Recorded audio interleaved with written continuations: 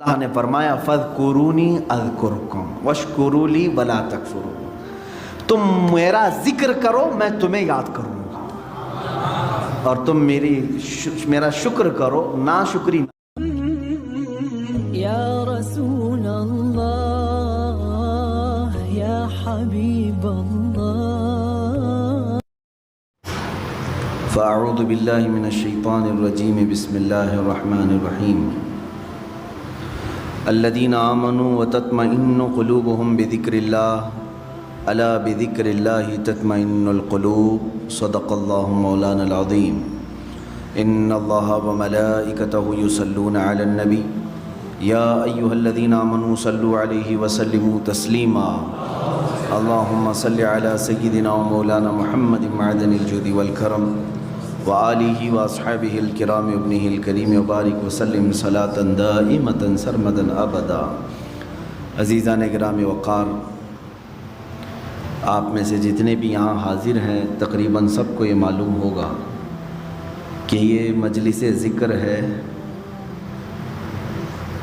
جو ہم سب کی روحوں کی غذا ہے۔ اللہ عز و جل قرآن پاک میں فرماتا ہے وہ لوگ جو ایمان لائے ان کے دلوں کو اگر سکون ملتا ہے تو اللہ کے ذکر سے ملتا ہے۔ الا بذکر اللہ تطمئن القلوب، آگاہ ہو جاؤ اللہ کے ذکر میں ہی دلوں کا سکون ہے۔ 2 مرتبہ رب تعالیٰ نے فرمایا۔ یہ ذکر کیا ہے؟ اللہ تبارک و تعالیٰ کو یاد کرنا، وہ کسی بھی حالت میں ہو، اس کو یاد کرنے کے اتنے طریقے ہیں کہ ہم گن نہیں سکتے ہیں۔ محبوب الہی نظام الدین اولیاء رحمۃ اللہ تعالیٰ علیہ نے فرمایا زندگی بھر تم جتنی سانسیں لیتے اور سانسیں چھوڑتے ہو اس سے بھی زیادہ طریقے اللہ کو یاد کرنے کے ہیں۔ ہم یہ سمجھتے ہیں صرف اللہ اللہ کہنا یہ ذکر ہے، سبحان اللہ کہنا یہ ذکر ہے، الحمدللہ اللہ اکبر کہنا یہ ذکر ہے۔ یہ ذکر کا ایک پارٹ ہے، ایک حصہ ہے، اور ذکر ہر ایک کا الگ الگ انداز سے ہے۔ انسانوں کا ذکر الگ ہے، جانوروں کا الگ ہے، ملائکہ کا الگ ہے، جنات کا الگ ہے، مچھلیوں کا الگ ہے، چیونٹیوں کا الگ ہے۔ سب اپنے اپنے انداز سے ذکر کرتے ہیں۔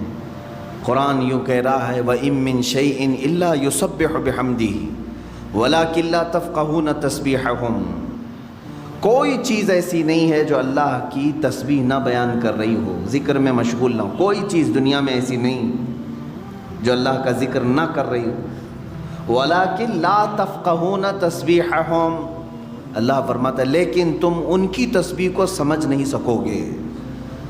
درخت پیڑ پودے کس طرح سے ذکر کرتے ہیں تمہیں معلوم نہیں، ان کا انداز الگ ہے، جانوروں کا انداز الگ ہے، حتیٰ کہ میرے عزیزوں یہ انسانوں اور دوسری مخلوقات میں اللہ نے فرق بھی کیسا رکھا ہے۔ قربان جاؤ اس کی رحمتوں پر۔ اس کا اصول یہ ہے اللہ کا، جانوروں میں اگر کوئی جانور ذکر کرنے سے ایک لمحے کے لیے اگر غافل ہوا، ایک لمحے کے لیے، 1 منٹ کے لیے غافل ہوا تو اس کی موت آ جائے گی اسی وقت۔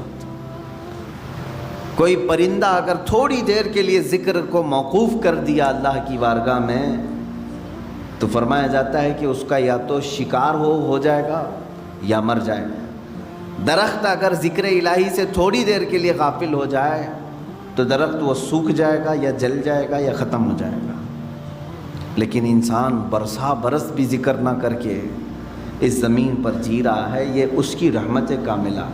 اللہ رب العزت نے اپنے اشرف المخلوقات مخلوق کو، اس انسانی مخلوق کو اللہ نے بہت ساری چیزوں میں درگزر کر کے رکھا ہے، معاف کر کے رکھا ہے۔ اس کا نام لو تو بھی کھلا رہا ہے، نہ لو تو بھی کھلا رہا ہے، حساب تو بعد میں ہونا ہے۔ عزیزان گرامی، بزرگان دین نے جو ذکر کے طریقے الگ الگ انداز سے بیان کیے ہیں، میں یہ مجلس تصوف ہے، یہ مجلس ذکر ہے، میں صرف اور صرف قلب کی بات کرنا چاہوں گا، دل کی بات۔ آج کے دور میں پوری کی پوری طاقت لگا دیتے ہیں اپنی صحت کو صحیح کرنے کے لیے۔ اگر آپ کا گھٹنا خراب ہوا تو مجھے یہاں تک خبر ملی کہ ایک گھٹنے کا آپریشن 1.5 لاکھ روپے سے، دل کا آپریشن، سر کا آپریشن، آنکھ کا آپریشن، ہاتھ کا آپریشن، جہاں کہیں تھوڑی خرابی آئی آپ مال خرچ کر کے اس کو صحیح کرانا چاہیں گے۔ جو لا علاج بیماری ہے کینسر، سب کو معلوم ہے، اس کے باوجود بھی کینسر ہونے کے بعد کوئی خاموش بیٹھتا ہے کہ چھوڑو اب تو مرنا ہی ہے؟ علاج میں وہ بھی 2-5 لاکھ روپے خرچ کر ہی دیتا ہے، اسے معلوم ہے کہ صحیح نہیں ہوتی، کوشش کرنے میں کیا کریں۔ کتنی حیرت کی بات ہے کہ یہ بیماریاں جو جسم کو لگی ہیں، ان کو صحیح کرنے کے لیے مال بھی خرچ کرتے ہیں، وقت بھی خرچ کرتے ہیں، لیکن جو گناہوں کی بیماری دل میں لگی ہوتی ہے اس کے علاج کے لیے کوئی بندہ کوشش بھی نہیں کرتا۔ اس میں نہ پیسہ خرچ کرنے کی ضرورت ہے آپ کو، نہ ہی بہت زیادہ محنت کی ضرورت ہے۔ چند چیزیں ہیں کہ اگر قلب دھو دیا جائے تو پاک ہو جائے گا۔ دلوں کی سختی بندے کو انسان سے گرا کر جانور کے درجے پر لے آتی ہے، بلکہ جانور سے بھی بدتر۔ قرآن میں اللہ تعالیٰ نے فرمایا پہلے پارے میں، ثم قست قلوبهم من بعد ذلك فهي كالحجارة او اشد قسوة، لوگوں کے دل پتھر کی طرح سخت ہو گئے، نہیں بلکہ اس سے بھی زیادہ سخت ہو گئے، اللہ فرما رہا ہے۔ کچھ لوگ ایسے ہیں جن کے دل پتھروں سے زیادہ سخت ہوتے ہیں، پتھر میں کوئی چیز داخل بھی نہیں ہوتی، اندر سے کوئی چیز باہر بھی نہیں آتی۔ تو جس کا دل سخت ہو گیا ہے، ہدایت کی کوئی بات اس کے دل میں داخل بھی نہیں ہوتی، اور کوئی بھی اچھی بات وہ قبول بھی نہیں کرتا، انہی لوگوں کے متعلق قرآن کہتا ہے صم بکم عمی فہم لا یرجعون۔ یہ کس کے لیے ہے؟ اندھے ہیں، گونگے ہیں، بہرے ہیں، وہ اب لوٹنے والے نہیں۔ قرآن میں اللہ تعالیٰ فرماتا ہے ختم اللہ علی قلوبہم وعلی سمعہم وعلی ابصارہم غشاوہ، اللہ نے ان کے دلوں پر مہر لگا دیا، ان کی آنکھوں پر، ان کے کانوں پر پردے پڑے ہوئے ہیں، ان کے لیے دردناک عذاب ہے۔ میرے عزیزو یاد رکھو، ایک مومن کے لیے سب سے پہلی چیز قلب کا تصفیہ، دل کا علاج کرانا۔ دل کا علاج سے مراد کسی کارڈیالوجی کے پاس جا کر کے نہیں، وہ تو خون کی نالیوں کو تو صحیح کر لے گا، لیکن دل کے اندر جو گناہوں کا میل ہے اس کو کوئی کارڈیالوجی صحیح نہیں کرتا، اس کو ڈاکٹرز نہیں صحیح کریں گے، اور یہ بیماری نہ تمہیں ایکس رے میں بھی نظر نہیں آئے گی۔ ہاں اس کی نشانیاں بزرگوں نے بیان کی ہیں، تم خود پرکھ سکتے ہو۔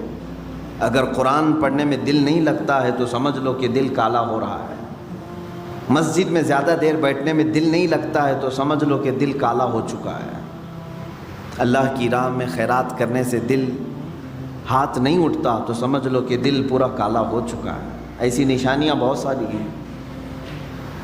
آیات قرآنیاں پڑھی جا رہی ہیں، سننے کا شوق نہیں، لیکن وہی گانے گھنٹوں سنتا ہے، یہ دل کے کالے ہونے کی علامات۔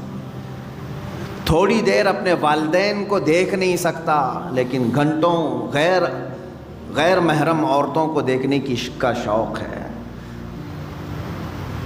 کلام پاک کو تھوڑی دیر کے لیے نظر بھر کر کے دیکھنا نہیں چاہتا، لیکن موبائل میں گھنٹوں بیٹھا رہتا ہے۔ یہ تمام چیزیں دل کے سیاہی کی علامات ہیں میرے عزیز۔ اگر علاج نہیں کیا تو یہ پتھر ہو جائے گا، یہ پتھر ہو جائے گا، اور پھر اس کا علاج بھی نہیں ہو پاتا۔ اسی طرح مرے دل کے ساتھ دنیا سے وہ چلا بھی جاتا ہے۔ آخر اس دل کی صفائی کیسے کی جائے؟ کون سا صابن، کون سا سرف، کون سا پانی لے کر کے اس دل کو دھوئیں تو صاف ہوگا؟ نہیں میرے عزیزو، یہ دل صرف اور صرف اللہ کے ذکر سے پاک ہوتا ہے۔ قرآن نے کہہ دیا الا بذکر اللہ تطمئن القلوب، تو اس دل کی صفائی جو ہے اللہ کے ذکر سے ہے۔ اب ایک بڑی بات میں آپ کو بتاؤں، فقہ کا ایک قاعدہ ہے، قانون ہے، شریعت کا ایک مسئلہ ہے، زمین پر اگر نجاست پڑ گئی کیسے پاک کریں گے آپ؟ کھلی زمین تھی، گوبر پڑا ہوا ہے، پاک کرنے کا طریقہ، ہر چیز کو پاک کرنے کا طریقہ الگ الگ ہے۔ مسائل آپ پڑھیں گے تو سمجھ میں آئے گا۔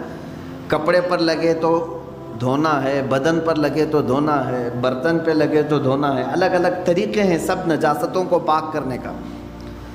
کپڑے پر اگر نجاست لگی ہے تو 3 مرتبہ دھونا ہے آپ کو. کوئی غلیظ نجاست لگ گئی تو نجاست کی بھی 2 قسمیں ہیں، خفیف اور غلیظ. غلیظ کا مطلب جیسے پیشاب پاخانے وغیرہ، خفیف کا مطلب حلال پرندوں کی بیٹ وغیرہ. تو یہ نجاست کو دھونے کے الگ الگ طریقے ہیں، لیکن ان میں سے اگر کہیں زمین پر نجاست لگی تو اسے کیسے دھوئیں گے آپ؟ کھلی زمین، میدان ہے باہر اور نجاست گر گئی ہے، اس کے پاک کرنے کے 2 طریقے بزرگوں نے لکھے ہیں، فقہاء کرام نے لکھے ہیں. پہلا طریقہ یہ ہے کہ بارش اتنی آ جائے کہ نجاست بہہ جائے. بارش اتنی آ جائے، توجہ ہے نا، زمین کے پاک ہونے کے 2 طریقے ہیں. بارش اتنی آ جائے کہ نجاست وہ بہہ کے چلی جائے. دوسرا طریقہ ہے یا تو دھوپ اتنی زیادہ پڑ جائے کہ وہ نجاست سوکھ کر کے ختم ہو جائے، وہ زمین پاک ہو گئی. یا تو بارش سے زمین پاک ہوگی یا تو دھوپ سے زمین پاک ہوگی. یہ 2 قاعدے ہیں شریعت کے. نجاست یا تو بہہ کے چلی جائے یا سوکھ کر کے چلی جائے. سوکھ کر کے جب ختم ہو گئی تو وہ زمین پاک ہو گئی. اب آئیے میں یہ بات کیوں بتا رہا ہوں آپ کو. مشہور صوفیہ اکرام نے فرمایا، اے بندے، اسی طرح تیرے دل کی جو زمین ہے اس پہ اگر گناہوں کی نجاست لگ جائے تو اسے بھی دھونے کے 2 طریقے ہیں، اسے پاک کرنے کے 2 طریقے ہیں. جس طرح زمین بارش کے برسنے سے پاک ہو جاتی ہے، اسی طرح تیرے دل کی زمین اللہ کے ذکر سے پاک ہوگی. اللہ کا ذکر برسات ہے، یہ بارش ہے. قرآن کی تلاوت بارش ہے. جیسے ہی بندہ ذکر کرنے لگتا ہے اس کے قلب پر اللہ کے انوار برسنا شروع ہو جاتے ہیں، وہ نجاست بہہ کے چلی جائے گی. اور دوسری، وہ آج کے زمانے میں مشکل ہے. اگر دل کی زمین نجاست سے ملوث ہو گئی ہے، ناپاک ہو گئی ہے، ایک طریقہ میں نے زمین کا بتایا بارش کا، دوسرا طریقہ ہے دھوپ کا. دل کی نجاست کو دھونے کے لیے ایک ذکر الہی کی برسات، یا تو پھر شیخ کامل کی نگاہوں کی گرمی سے. شیخ کامل کے نگاہوں کی گرمی سے نجاست پاک ہو سکتی ہے. یہ 2 طریقے ہیں. شیخ کامل کا حصول معمولی بات نہیں ہے، اس میں برسا برس لوگ تلاش میں لگانا چاہیے. لیکن یہاں تو آج حال یہ ہے کہ کہیں سے کوئی بھٹک کے پیر میرے گھر آ جائے میں اس کا دامن پکڑ لوں گا. در حقیقت جسے اپنے بیماریوں کو صحیح کرنے کی طلب ہے وہ سچے پیر کی تلاش میں گھومتا پھرتا رہے گا، یہ نہیں کہ بازار میں بیٹھ کر کے انتظار کرے گا. اسے تو ڈھونڈتے رہنا چاہیے کنٹینیو کہ کہیں مجھے شیخ کامل ملے جو میرے دل کے مرض کا علاج کرے، جس کے پاس بیٹھوں تو مجھے گناہوں سے نفرت پیدا ہو جائے اور میرے دل کے اندر گناہوں کی جو نجاست ہے اس کی نگاہوں کی گرمی سے دھل جائے. اور یہ 2 چیزیں ہوتی رہی ہیں. آپ کو میں یہ دونوں چیزیں اگر سناؤں، بابا فرید الدین گنج شکر رحمۃ اللہ تعالیٰ علیہ، یہ خود جو ہے اپنے، ظاہر سی بات ہے قلب میں ان کے نجاست کی بات تو میں نہیں کروں گا، لیکن انہوں نے 12 سال کنٹینیو ایک جنگل میں کھڑے ہو کر کے ذکر کیا. ان کے جسم پر بیلیں لپٹ گئی تھیں، وہ درختوں میں چھپ گئے تھے، لوگ پہچانتے بھی نہیں تھے. 12 سال تک وہاں رہ گئے اور ذکر الہی میں مشغول تھے. اور اس کے بعد ان کے مرید صادق محبوب الہی نظام الدین اولیاء رضی اللہ تعالیٰ، جو حضرت خواجہ فرید الدین گنج شکر کے مرید بھی ہیں، خلیفہ بھی، محبوب الہی، ان کا حال یہ تھا کہ یہ اپنے شیخ کی نگاہوں سے، صرف بابا فرید نے صرف ان کے قلب پر نگاہ ڈالی اور ان کی دنیا بدل گئی تھی. اور پھر وہ اس راستے پر ایسے آئے کہ اپنے وقت کے قطب بن گئے. تو یہ ہوتا ہے شیخ کے نگاہ کی گرمی یا تو دلوں کو بہت پاک کر دے اور بہت اعلیٰ بنا دے، یا تو پھر ذکر الہی کی کثرت کہ بندے کے دل کو پاک و صاف کرے. یہ 2 ہی چیزیں ہیں میرے عزیزو. یہ 2 کو چھوڑو گے تو پھر یہ زمین اتنی نجس ہو جائے گی، اتنی نجس، یوں سمجھ لو کہ کوئی ایک زمین، جیسے ہمارے ہبلی کے باہر بھی کہیں ڈمپنگ گراؤنڈ تو ہوگا جہاں سارے لوگ کچرا پھینکتے ہیں، اس کے پاس سے گزرو گے تو ناک پکڑ کر کے جانا پڑے گا۔ ایک وقت ہمارے دلوں کا بھی ایسا آتا ہے کہ اتنی نجاست اس میں آ جاتی ہے کہ فرشتے قریب آنے سے کراہت محسوس کرتے ہیں، نہیں آتے فرشتے۔ دلوں کی گندگی اور غلاظت اتنی بھی بڑھ سکتی ہے، کیوں؟ ہم نے کبھی دھویا ہی نہیں اس کو۔ گناہ پر گناہ، گناہ پر گناہ، گناہ پر گناہ ہوتے رہے لیکن دھویا کبھی نہیں، کیا ہوگا اس کا حال؟ آپ ان لوگوں کو دیکھتے ہوں گے جو سادھو وغیرہ جن کے جٹ ہوتے ہیں بال، کبھی نہیں نہاتے بیچارے، نہیں نہانے کی وجہ سے بال پورے جمع ہو جاتے، ہوتا ہے، ایک دوسرے سے بال چپک کر کے مل جاتے ہیں اور پھر اتنی غلاظت اس کے اندر ہوتی ہے۔ واللہ اعلم وہ کون سے طریقے پر چلتے ہیں، کون سا دین ہے مجھے نہیں معلوم، لیکن کنٹینیو اگر آدمی پانی بھی نہ لگائے بالوں کو تو یہ جم جاتے ہیں، ایک دوسرے سے مل جاتے ہیں اور پھر جٹ بن جاتے ہیں، کھول بھی نہیں سکو گے، زندگی بھر کاٹ کے ختم کرنا پڑے گا۔ سوچو اگر دل کو کبھی نہیں دھویا آپ نے تو اس دل کی بھی وہی کیفیت ہوتی ہے جیسے وہ بالوں کا جٹ ہے، اتنا غلیظ ہو جاتا ہے۔ اسی لیے قرآن پاک میں میرے آقا صلی اللہ علیہ وسلم کی صفت اللہ نے کیا بیان کی ہے جانتے ہیں؟ وہ رسول تمہارے درمیان آ رہا ہے، دیکھیں 3 جگہ پر آیت آئی ہے، یہ 3 جگہ پر، تینوں جگہ پر اللہ نے یہی بیان فرمایا، وہ رسول تمہارے درمیان آ رہا ہے، یعلمہم الکتاب والحکمت ویزکیہم، تمہیں کتاب اور حکمت کی تعلیم دے گا اور تمہارے دلوں کو خوب پاک کرے گا۔ حضور کی سب سے بڑی صفت اللہ نے 3 جگہ قرآن میں کیا بیان کی؟ تمہارے دلوں کو صاف کرے گا۔ دلوں کو صاف کرنا یہ میرے آقا صلی اللہ تعالیٰ علیہ وسلم کا طرہ امتیاز رہا ہے۔ وہ ایسے طبیب حاذق تھے کہ جس کے متعلق شاعر نے سچ کہا، ایک عرب نے آدمی کا بول بالا کر دیا، خاک کے ذروں کو ہمدوش ثریا کر دیا، خود نہ تھے جو راہ پر اوروں کے ہادی بن گئے، کیا نظر تھی جس نے مردوں کو مسیحا کر دیا۔ رسول کریم صلی اللہ تعالیٰ علیہ وسلم نے اپنی نگاہ نبوت سے کتنوں کو ان کے دلوں کو پاک کیا ہے۔ کئی ایسے لوگ حضور پاک صلی اللہ علیہ وسلم کی بارگاہ میں حاضر ہوئے جن کے پچھلے زمانے کو ہم آج ذکر نہیں کر سکتے۔ عزیزان گرامی، مجھے آج اس بات کا شدید احساس ہے کہ ہم اپنی روایات بھول گئے، ماضی کی جتنی بھی ہمارے روایات تھے ہم بھول گئے۔ خاص طور پر ہندوستانی مسلمانوں کو تو ایسا نہیں ہونا چاہیے جو آج ہم چل رہے ہیں۔ کیوں جانتے ہیں آپ؟ ہندوستان میں جو اسلام آیا ہے یہ صوفیہ اکرام سے آیا ہے، صوفیہ اکرام کا اس میں بڑا کردار رہا ہے۔ دیکھیں کئی جگہ پر تبلیغ اسلام الگ الگ انداز سے پہنچی ہے۔ میں مانتا ہوں کہ اسلام ہندوستان میں صحابہ کے دور میں ہی آ چکا تھا، حضور اکرم صلی اللہ تعالیٰ علیہ وسلم کی حیات ظاہری میں ہی آ چکا تھا، لیکن اتنا پھیلا نہیں تھا، چند جگہوں پر تھا۔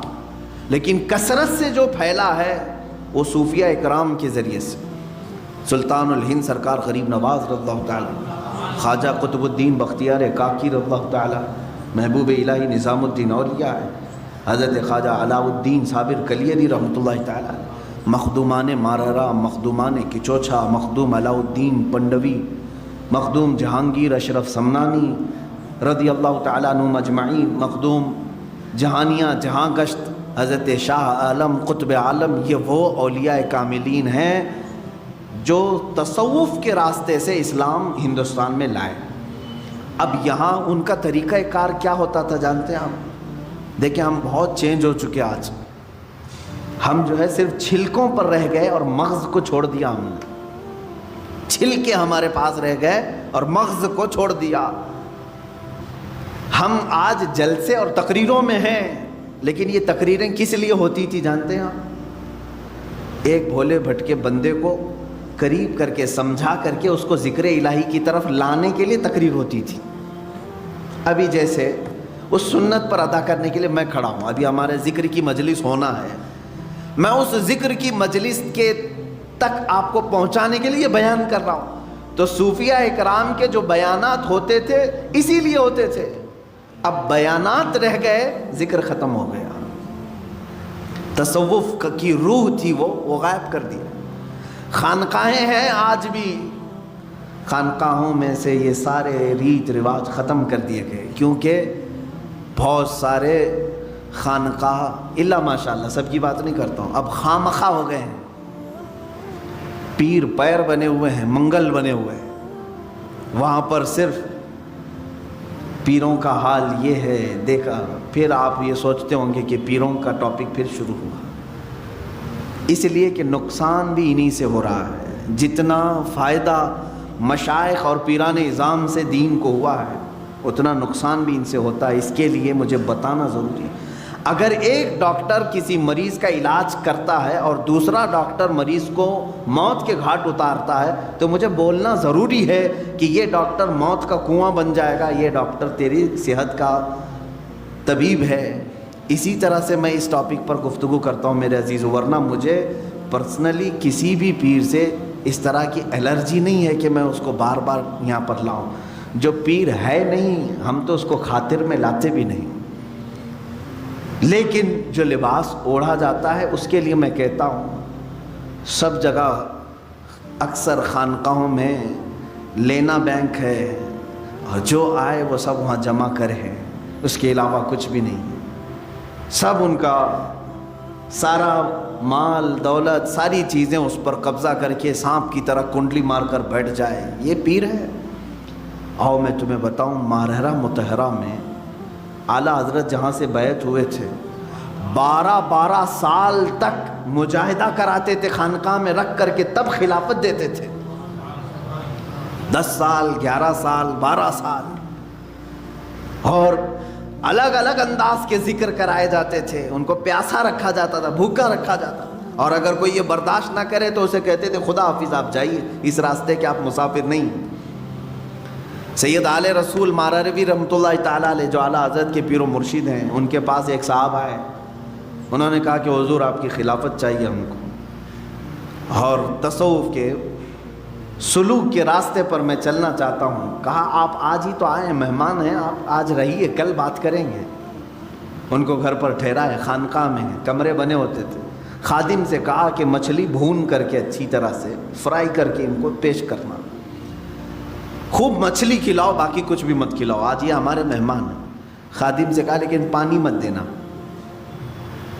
اس نے مچھلی خوب کھلایا، پانی کا ایک گلاس بھی نہیں دیا۔ پیر و مرشد نے کہا تھا مچھلی کھلا کر کے کمرے کا دروازہ باہر سے لاک کر دینا اور تم چلے جاؤ۔ رات کو مچھلی کھلایا انہوں نے، پیٹ بھر کر مولانا صاحب نے مچھلی کھائی اور پانی نہیں ملا۔ وہ چیختے رہے، چلاتے رہے۔ مچھلی جب پیٹ میں جاتی ہے تب بھی پانی مانگتی ہے، بہت تیز پیاس لگتی ہے، کیونکہ وہ پانی میں رہنے والی چیز ہے، جب پیٹ میں جاتی ہے تو تب بھی اسے پانی کی ضرورت ہے۔ وہ تڑپنے لگے، پکارا پکارا پکارا، کوئی نہیں آیا، چلانے بھی لگے یہ کون سی مہمان نوازی ہے، یہ کیا کر رہے ہیں۔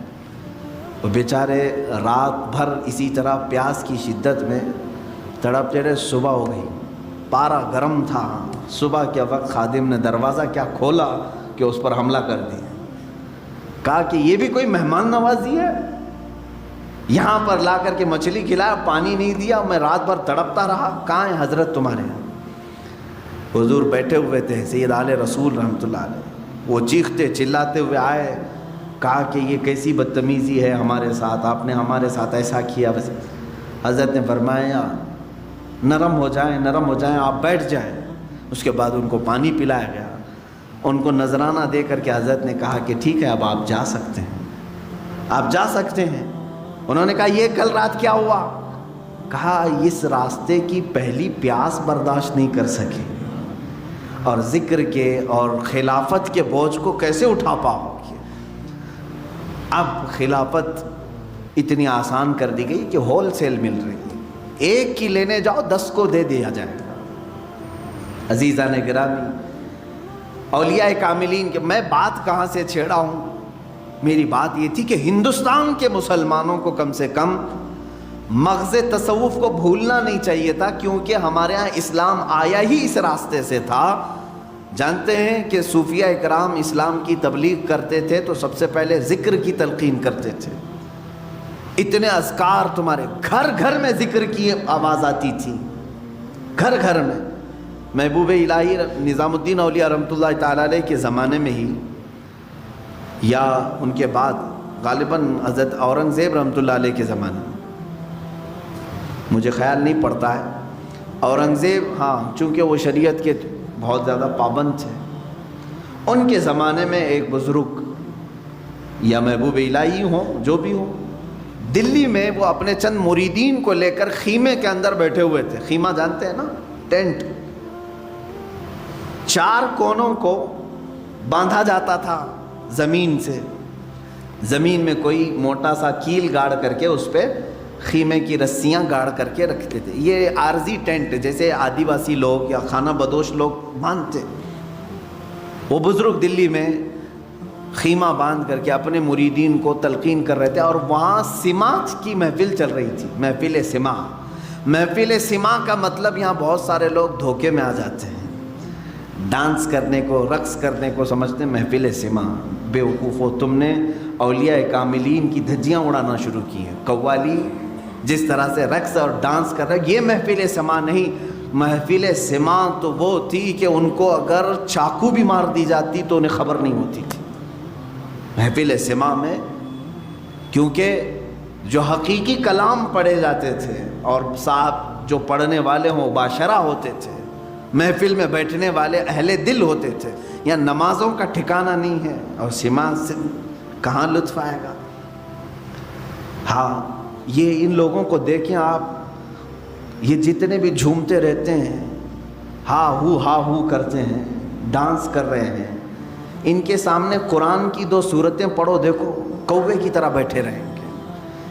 میاں اللہ کا کلام تیرے دل پہ اثر نہیں کیا، ایک آدمی ایک شاعر کی بات پر تو جھومنے لگ گیا، کیسی نا انصافی ہے، کیسی نا انصافی ہے۔ جو تیرا خالق بیان کر رہا ہے وہ کلام ربانی، کبھی سننے کا دل نہیں کرتا تجھے؟ قرآن مقدسہ سنتے ہونا یہ چاہیے کہ رونگٹے کھڑے ہو جائیں۔ ہاں، یہ اور بات ہے کہ ہمیں اشعار اردو کے سمجھ میں آتے ہیں تو ٹھیک ہے، ہم جھومتے ہیں، لیکن یہ اس کو جو سماع کہا جا رہا ہے وہ غلط ہے۔ سماع کیا تھا وہ میں آپ کو بتاؤں۔ اصلی سماع، دلی کے وہ بزرگ اپنے مریدین کے ساتھ بیٹھے ہوئے ہیں، سماع میں مشغول تھے۔ سماع ایک طرح کا ذکر الہی ہے، اللہ کی حمد بیان کی جاتی تھی اشعار میں۔ بادشاہ وقت کا ایک نگران تھا، وہ بڑے عالم دین تھے، انہوں نے کہا تھا کہ کوئی بھی اس طرح کے حرکتیں نہیں ہونی چاہیے، کہیں پر بھی طبلے بج رہے ہوں، باجے بج رہے ہوں، یہ سب ان کے ہاں الاؤڈ نہیں تھا۔ اس زمانے میں جو بادشاہ تھے وہ شریعت کے بہت پابند تھے، تو ان کے نگراں نے پولیس کو حکم دے دیا کہ دیکھو اس میں ایک فقیر بیٹھا ہے، 10-12 مریدین ہیں، یہاں سماع چل رہا ہے، اس کیا کریں؟ انہوں نے حکم دیا کہ 4 رسیاں کاٹ دو، خیمہ ان کے اوپر گر جائے۔ لکڑیوں کا خیمہ ہوتا تھا۔ پولیس گئی، ان کی 4 خیمے کے جو رسیاں تھیں سب کو کاٹ دیا، 4 رسیوں کو کاٹا۔ وہ خیمہ جو ہے اسی طرح سے ہوا میں معلق رہا، ان کے اوپر کسی کے اوپر بھی نہیں گرا، کسی پر نہیں گرا۔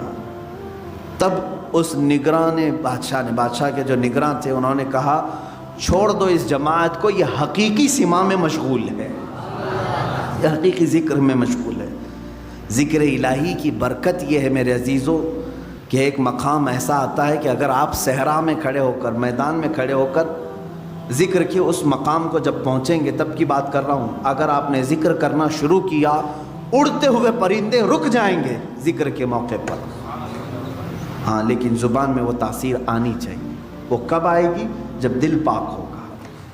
یوں سمجھ لیں کہ ایک حوض ہے اور ٹوٹیاں ہیں، حوض میں گندا پانی ہو تو ہر ٹوٹی میں سے گندا پانی نکلتا ہے، حوض میں پاک پانی ہو تو ہر ٹوٹی سے پاک پانی۔ یہ دل حوض ہے، اس کو پاک کرو گے تو ہاتھ سے بھی اچھے کام ہوں گے، آنکھ سے بھی اچھے، منہ سے، زبان سے بھی اچھے، پیروں سے بھی اچھے کام ہوں گے۔ یہ سب ٹوٹیاں ہیں، اور یہیں اگر ناپاکی بھری ہے تو زبان کھلے گی تو غلاظت، آنکھ اٹھے گی تو غلاظت، ہاتھ اٹھے تو غلاظت۔ یہ ساری بیماریوں کی جڑ یہ دل کے اندر موجود ہے۔ اس دل کی پاکی اشد ضروری ہے۔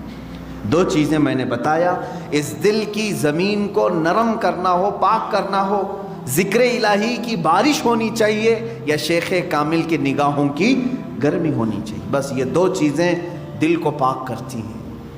عزیزان گرامی، یہ دونوں چیزوں سے آج ہم عاری ہیں، نہ ہم ذکر کر رہے ہیں اور نہ کسی شیخ کی صحبت میں بیٹھ رہے ہیں۔ ہم کسی شیخ کی صحبت میں بیٹھنے کا بھی وقت نہیں نکال پاتے۔ اللہ والوں کی صحبت میں بیٹھنا دلوں کو نرم کرتا ہے۔ امام غزالی رحمۃ اللہ علیہ فرماتے ہیں، تم 100 رکعت اگر نماز پڑھنے کے لیے کھڑے ہو جاؤ، اس سے بہتر ہے کہ کسی اہل دل کی بارگاہ میں 1 منٹ کا وقت گزارو، کیونکہ یہاں دلوں کی پاکی ہوتی ہے۔ وہاں شیطان غرور لاتا ہے، تکبر لاتا ہے تمہاری عبادتوں کا۔ خیر، ہم یہاں پر، میں آج جو آپ کے سامنے کھڑا ہوں، ایک آپ کے اندر چینجنگ یہ لانا چاہتا ہوں کہ کبھی اس کی بھی فکر کرو۔ اللہ تعالیٰ نے ہمیں جسم بھی دیا ہے اور روح بھی دیا ہے۔ جسم کو بھوک لگتی ہے تو دن میں 3 بار کھاتے ہیں، صبح ناشتہ کر رہے ہیں، دوپہر میں کھا رہے ہیں، رات میں کھا رہے ہیں۔ ان میں سے ایک کھانا چھوڑ دیں تو چکر آ کے گرنے لگ جاتے ہیں۔ یا کچھ لوگ برداشت کرتے ہوں گے، 2-3 ٹائم کا کھانا چھوڑ دو، پھر دوسرے دن دیکھو کیا حالت ہوتی ہے، آنکھیں باہر آنے لگتی ہیں، ہاتھ پیر جھومنے لگ جاتے ہیں، کھڑا ہونا مشکل ہو جاتا ہے۔ تمہیں معلوم ہے کہ جسم کو ایک دن میں بھوکا رکھوں تو یہ اتنی کمزوری آتی ہے، اس روح کو کئی سالوں سے بھوکا رکھے ہو، پھر اس روح کا مقام کہاں ہوگا آج؟ روح کی طاقت حاصل کرنے کے لیے جانتے ہیں ہم سے زیادہ محنت ہندوؤں کے پنڈت کرتے ہیں جو تپسیا کرتے ہیں۔ ان کو جا کے پوچھو یہ جو تپسیا کرتے ہیں کیا ہے؟ آتما کی شکتی کے لیے، وہ یہی جملہ کہیں گے، آتما کی شکتی حاصل کرنا ہے۔ یہ اور بات ہے کہ وہ بے دین ہیں، باطل طریقے سے وہ آتما کی شکتی حاصل کر رہے ہیں، لیکن روح کی طاقت کے لیے دنیا کوشش کر رہی ہے۔ تمہیں تو میرے آقا صلی اللہ تعالیٰ علیہ وسلم نے پورے طریقے بتائے ہیں، تمہاری روح پاورفل کیسے ہوگی، طاقتور کیسے ہوگی۔ آپ نے کبھی محسوس کیا؟ اب میں آپ سے ایک بات یہ پوچھتا ہوں، ایک بھاری بھرکم، ظاہر سی بات یہ ڈیسک ابھی 2-3 لوگ مل کر کے اٹھاتے ہیں، ایک آدمی کو اٹھانا ہو تو وہ طاقتور ہونا چاہیے، طاقتور آدمی یہ اٹھائے گا۔ ایک یہ چھوٹا سا ڈیسک ہے، میں اس سے بڑی چیز کی بات کروں، ایک ایسا تخت ہے کہ 80 گز لمبا ہے، 40 گز چوڑا ہے، اتنا ہی موٹا ہے، اور اس پہ سونے چاندی جواہرات جڑے ہوئے ہیں، اور اس تخت کو اس زمانے کے 80 لوگ مل کر کے نہیں اٹھا سکتے تھے۔ سلیمان علیہ السلام کے زمانے کے ایک امتی نے تنے تنہا ایک ہاتھ سے اٹھایا اور پلک جھپکنے سے پہلے بارگاہ سلیمانی میں پیش بھی کیا۔ یہ واقعہ کہیں اور کا نہیں، قرآن کا ہے، 19ویں پارے میں موجود ہے۔ ایک ان کی بات۔ دوسری چیز، امت مصطفیٰ صلی اللہ تعالیٰ علیہ وسلم کے ولی کامل سلطان الاولیاء غوث اعظم عبد القادر جیلانی قدس اللہ سرہ الشریف، آپ کی بارگاہ میں چلیں، آپ کا حال یہ ہے کہ آپ ایک جگہ بغداد میں بیٹھے ہوئے ہیں، بغداد پاک میں بیٹھے ہوئے ہیں، کسی مرید نے آ کر کے کچھ چیزوں کے ظاہر کرنے کا عندیہ دیا، تو آپ نے بیٹھے ہوئے جگہ پر وضو کا برتن اپنے سامنے حاضر کر لیا، وہیں بیٹھے ہوئے تھے، کہیں گئے نہیں۔ اس کے علاوہ آپ کا یہ فرمان کہ اگر میں کسی مردے کو ٹھوکر مار دوں تو اللہ کے حکم سے وہ زندہ ہو جائے۔ اب ان کے پاس کون سی طاقت تھی؟ وہ آصف بن برقیہ سلیمان علیہ السلام کے امتی اتنا بھاری بھرکم تخت اٹھا کر کے لا رہے ہیں، کیسی باڈی ہوگی ان کی، کتنی طاقت ہوگی۔ یہاں شیخ عبد القادر جیلانی قدس اللہ سرہ شریف مردے کو ٹھوکر مارے تو وہ زندہ ہو جائے، کتنی طاقت ہے آپ کے اندر۔ طاقت کیسی تھی ان کی میں آپ کو بتاؤں، حلیہ اگر پڑھیں گے غوث پاک رضی اللہ تعالیٰ عنہ کا، نہایت ہی دبلے پتلے تھے غوث پاک، کثرت عبادت کی وجہ سے گردن کی ہڈیاں دکھتی تھیں۔ غوث پاک رضی اللہ تعالیٰ نحیف تھے، یعنی موٹا بدن نہیں تھا آپ کا، دبلا بدن۔ سرکار غوث پاک رضی اللہ تعالیٰ عنہ کبھی کبھار تو ایسا ہوتا کہ کثرت بھوک کی وجہ سے غش کھا کر گر جاتے تھے۔ یہ جسمانی طاقت کی بات کر رہا ہوں، تو پھر ایسے کمزوری ہے اگر جسم کے اندر، ایسا نحیف شخص ہے کوئی اور وہ اتنا بڑا کام کر کے دکھائے کہ ٹھوکر مارے تو مردہ زندہ ہو، یہ کون سی طاقت ہے؟ سمجھ میں آیا کہ میرے عزیزوں ساری طاقتیں جسم کی نہیں ہوتی، کچھ طاقت روح کی بھی ہوتی ہے۔ ان اولیاء کاملین کے پاس جو طاقت و قوت تھی وہ روحانی پاور تھا، اس کو ان لوگوں نے اتنا بلند کر رکھا تھا کہ جسم کے طاقت کی کبھی انہیں ضرورت بھی نہیں پیش آتی۔ آج اس طاقت کی طرف آؤ، مہینے میں ایک مرتبہ، ہفتے میں ایک مرتبہ، بلکہ ہونا یہ چاہیے کہ جس طرح میرا مولا کنٹینیو ہمیں انعامات و اکرامات کی بارشیں فرما رہا ہے، روز ہم اس کا ذکر کریں۔ ذکر کے الگ الگ طریقے ہیں، ایک تو اجتماعی طور پر ہم یاد کرتے ہیں، ایک ہوتا ہے تنہائی میں بیٹھ کر کے آپ اسے یاد کریں۔ اللہ تبارک و تعالی ہر ذکر کو قبول کرے گا۔ رات کے وقت بستر پہ چلے گئے تو بغیر ذکر الہی کے نہ سوئیں۔ ذکر کا مطلب ضروری نہیں کہ 100 مرتبہ یہ چیز وہ چیز کرنا چاہیے۔ اللہ رب العزت کو جس حالت میں بھی یاد کرو گے اس کو ذکر الہی کہتے ہیں۔ ذکر الہی، اس کا اثر کیا ہوگا جانتے ہیں آپ؟ اس کا اثر یہ ہے، اللہ اکبر، آیت میں پڑھتا ہوں، اس کا مطلب آپ کو سمجھ میں آ جائے گا۔ اللہ نے فرمایا فَاذْكُرُونِي أَذْكُرْكُمْ وَاشْكُرُوا لِي وَلَا تَكْفُرُونَ، تم میرا ذکر کرو میں تمہیں یاد کروں گا، اور تم میرا شکر کرو، ناشکری نہ کرو۔ ایک ہی جملے پر توجہ دیں۔ اللہ نے کیا فرمایا؟ فَاذْكُرُونِي أَذْكُرْكُمْ۔ یہ دوسرے پارے کی آیت ہے، تم میرا ذکر کرو میں تمہیں یاد کروں گا۔ اللہ تو کیسے یاد کرے گا؟ بندوں کو کیسے یاد کرے گا؟ یہ سب سے بڑا پوائنٹ ہے، سب سے بڑا انعام ہے۔ اللہ جس بندے کو یاد رکھ لے پھر اس کا کچھ بھی نہیں ہونے والا ہے۔ اللہ جس بندے کو یاد کرے، کب وہ یاد رکھتا ہے، کب یاد کرتا ہے جانتے ہو؟ جب تم ذکر کرتے کرتے پوری عمر بتا گئے، جوان تھے تب بھی ذکر کرتے تھے، بڑھاپے میں بھی اللہ کا ذکر کرتے، اللہ اللہ اللہ کرتے رہے، لا الہ الا اللہ کرتے رہے، اسے یا حی یا قیوم بیٹھتے اٹھتے پکارتے رہے۔ ایک وقت ایسا آتا ہے کہ جب تم بستر پر چلے گئے اور تمہاری زبان بند ہو گئی، تمہاری زبان بند ہو گئی، اب تمہارے اندر بولنے کی طاقت نہیں، اب اس کے بعد تمہارے دل کو بولنے کا حکم دیتا ہے، یہی اللہ کی یاد ہے۔ جب تم چپ ہو جاؤ گے پھر اللہ تمہیں یاد کرے گا۔ اور پھر میں نے ایک بزرگ کے متعلق پڑھا، ان سے ان کے مرید نے پوچھا کہ اللہ ہمیں کیسے یاد کرے گا؟ انہوں نے کہا تو یہاں یاد کر، جب تجھے قبر میں رکھ کر کے سارے چھوڑ جائیں گے وہ تنہا تجھے یاد رکھے گا، جہاں تجھے ضرورت ہے وہ وہاں یاد کرے گا۔ تو یہاں آج یاد کر لے اسے، آج اس کا ذکر کر لے، وہ تجھے تنہا کبھی نہیں چھوڑے گا۔ میرے عزیزو، ذکر کی ان مجالس سے ہم کتنے دور ہو چکے ہیں، اولیاء اکرام کی جو روایات تھیں ان سے ہم کتنے دور آ گئے۔ آج ہمارے دل بیمار ہیں، روح بیمار ہیں، اس کا کبھی علاج کرانے کے لیے ہم کوشش بھی نہیں کرتے۔ میں چاہتا ہوں کہ آج ان اذکار کی طرف ہم جائیں جو اولیاء اکرام سے منقول ہیں۔ بزرگان دین نے یہ اذکار کیے ہیں جس کے بعد انہوں نے اپنے مریدین کو خاطر خواہ نتائج بھی عطا کیے ہیں۔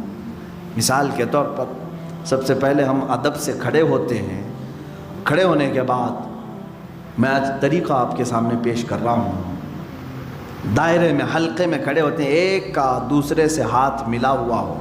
اس کی وجہ کیا ہے؟ اس کی وجہ یہ ہے کہ ہو سکتا ہے کہ میں نکما ہوں، میں کمینہ ہوں، میں بد اخلاق ہوں، لیکن مجلس میں اللہ کو کسی نہ کسی کا ذکر پسند آتا ہے۔ 40 مومنین اگر جمع ہوں تو وہاں اللہ کا ایک مقبول بندہ ہوتا ہے، ایک مقبول ضرور ہوگا۔ جب ہمارے ہاتھ ایک دوسرے سے ملے ہوں اس مقبول بندے کے اثر سے اللہ سب کے ذکر کو قبول کرے گا، جڑا ہوا ہے نا ایک دوسرے سے۔ دوسری چیز اس کے آداب ہیں۔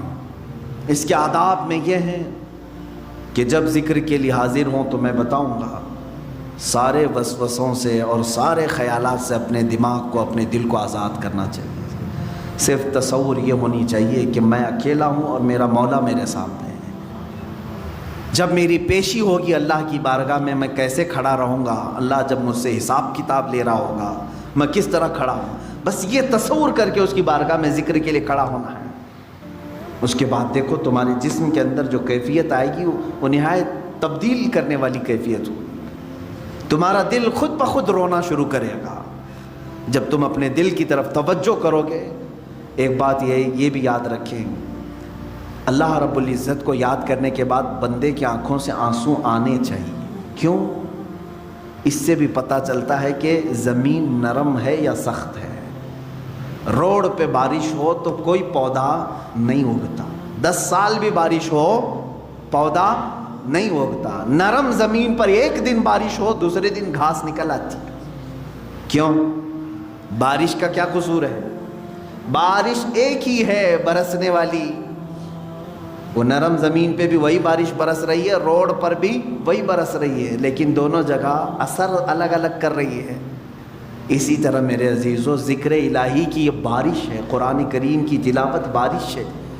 یہ جب تمہارے دل پر برستی ہے، نرم زمین ہوگی تو فوراً آنسو نکل آتے ہیں۔ سخت اور بنجر دل ہو جائے تو وسوسے خیالات ادھر ادھر آدمی کو دوڑاتے رہتے ہیں، کبھی نیند آئی، کبھی بغا سے آئے، جمائیاں آئیں، یہ تمام چیزیں ہوتی رہتی ہیں، اس کا دل حاضر نہیں رہتا۔ اسے چاہیے کہ کنٹینیو پھر اپنے دل کا علاج کرے، زیادہ سے زیادہ ذکر کی مجلس میں شرکت کی کوشش کرے اور خود اپنے طور پر ذکر کو بجا لاتا رہے۔ یہ میں آداب آپ کو بتا رہا ہوں۔ اس کے علاوہ میں کھڑے ہونے کے بعد انشاءاللہ آپ کو عرض کروں گا، اولیاء کاملین میں سے سلطان مخدوم اشرف سمنانی رحمۃ اللہ تعالیٰ علیہ کے اذکار ہیں۔ حضرت سلطان باہو رحمۃ اللہ تعالیٰ جو ہر لفظ پر ہو کہتے تھے، ان کے نعتیہ کلام ہے، ان کے حمد کے پوری کتاب ہے، ایک شعر بھی ایسا نہیں ہے جس میں آخر کا حرف ہو نہ ہو۔ ہر شعر ختم ہوتا ہے لفظ ہو پر، جس کا مطلب ہوتا ہے صرف وہی ہے اور کوئی نہیں، صرف وہی ہے اور کوئی نہیں۔ ان کے ہو کی طاقت اتنی تھی کہ سلطان باہو کے والد پر پابندیاں لگا دی گئی تھیں، غیر مسلموں نے پابندیاں لگائی تھی کہ تمہارے بیٹے کو باہر بازار میں مت چھوڑنا۔ کیوں جانتے ہیں؟ جب یہ بازار پر نکلتے، جس راستے سے جاتے، لوگ جو دیکھتے وہ کلمہ طیبہ پڑھتے تھے۔ سلطان باہو کے ہو کے ذکر کی بڑی برکت ہے۔ اسی طرح حضرت سیدنا ابو الحسن شاذلی رحمۃ اللہ علیہ، یہ مصر کے وہ غوث ہیں، وہ وہاں کے یوں سمجھ لیں کہ بر اعظم افریقہ کے وہ غوث ہیں، حضرت سیدنا ابو الحسن شاذلی رحمۃ اللہ۔ حضرت شرف الدین بوصیری جن کا قصیدہ بردہ مشہور ہے، مولایا صلی وسلم، ان کے پیر و مرشد کی بات کر رہا ہوں، امام بوصیری کے پیر و مرشد ابو الحسن شاذلی رحمۃ اللہ تعالیٰ علیہ، یہ مصر میں آرام فرما ہے۔ ان کے اذکار ایسے ہیں، ان سے منقول ہے کہ جس نے یہ ذکر کیا یا حی یا قیوم، سب کے دل مر جائیں گے مگر اللہ اس کا دل زندہ رکھے گا انشاءاللہ العزیز۔ یہ بزرگان دین سے اور جو مجھے اجازت ہے میرے مشائخ سے، وہ میں ذکر کرانے کی کوشش کروں گا، اور آپ ہمتاً تمام جسم و روح کے ساتھ حاضر ہو کر کے ذکر کریں گے انشاءاللہ۔ اور میں امید کرتا ہوں کہ جگہ جگہ بیانات سے زیادہ، جلسوں سے زیادہ ذکر کی مجلسیں سجانے کی کوشش کریں۔ کیوں جانتے ہیں؟ اس میں روح کی غذا ہے۔ بیان ضرور سنیں آپ، جلسہ ضرور کریں، میں اس کا مخالف نہیں، لیکن اس کے بعد ہمیں ذکر کی یہ غذا بھی دینی چاہیے۔ یوں ہی ہوتا ہے، اگر سمجھ لیں کہ میں کنٹینیو آپ کو مہینے بھر بیان کیا اور کبھی ذکر کی مجلس کی طرف نہیں لایا، تو ایسے ہی ہے کہ میں اپنے گھر پہ بلا کر کے آپ کو پاؤ اور روٹی کھلاتا رہا، کبھی سالن دیا ہی نہیں، جاؤ اسی پر گزارا کر لو۔ اسی طرح سے میرے عزیزو، ذکر کی مجلس یہ مغز ہے روح کی، اور مغز کو چھوڑ کر کے پھر ہمارے دل میں تقویت نہیں آئے گی۔ اللہ تبارک و تعالی ہم سب کے دلوں کو نرم فرمائے، ہمارے دلوں میں مولا اپنی خشیت اور اپنا خوف پیدا فرمائے، کہنے سننے سے زیادہ عمل کی توفیق نصیب فرمائے۔ مجھے امید ہے کہ میں جو بتایا ہوں اس پر یا شفیعنا یا محمد صلی اللہ علیہ وسلم